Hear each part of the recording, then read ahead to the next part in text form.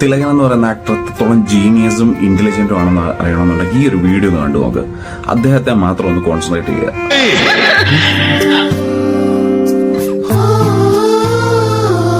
പോകുമ്പോ ഗേറ്റ് അടക്കണം.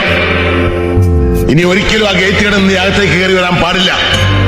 ഞാനും എന്റെ ഭാര്യ മരിച്ചെന്ന് കേട്ടപ്പോ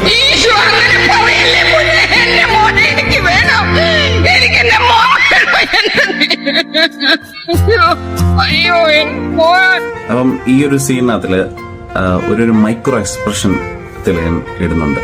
അതായത് മകനോടുള്ള അതിയായ സ്നേഹമുള്ള അച്ഛൻ, ഭാര്യയോട് അതിയായ സ്നേഹമുള്ള ഭർത്താവ് എങ്കിൽ ഇദ്ദേഹത്തിന് ഈഗോ ഉണ്ട്. മകനൊരു പാഠം പഠിപ്പിക്കണം. ഈ ഭാര്യ കരയുന്നതാണ് ഇയാളുടെ മനസ്സലിയുന്നുണ്ട്, പക്ഷെ അത് കാണിക്കാൻ പാടില്ല. ആ ഒരു ദേഷ്യം അത് കാണിക്കാൻ പാടില്ല, അത് പുറത്തു വരാൻ പാടില്ല.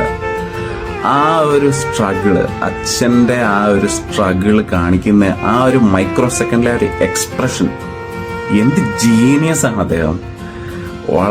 ഇന്റലിജന്റ് ആയിട്ടാണ്, എന്ത് ഇന്റലിജന്റ് ആയിട്ടാണ് അദ്ദേഹം ചെയ്തേക്കുന്നത്. ഇദ്ദേഹം ഹോളിവുഡിലോ എല്ലാം ജനിച്ചിരുന്നത്, അതായത് സ്റ്റേറ്റ്സിലോ എല്ലാം ജനിച്ചിരുന്നെങ്കിൽ ഇപ്പം റോബർട്ട് ഡീനോയോടോ അൽപച്ചിനോട് ആ ഒരു തട്ടിൽ നിൽക്കേണ്ട ഒരു മനുഷ്യനാണ് അദ്ദേഹം. He passed away too soon. But ജയറാമേട്ടൻ ഇപ്പോഴും ഉണ്ട് ഇവിടെ.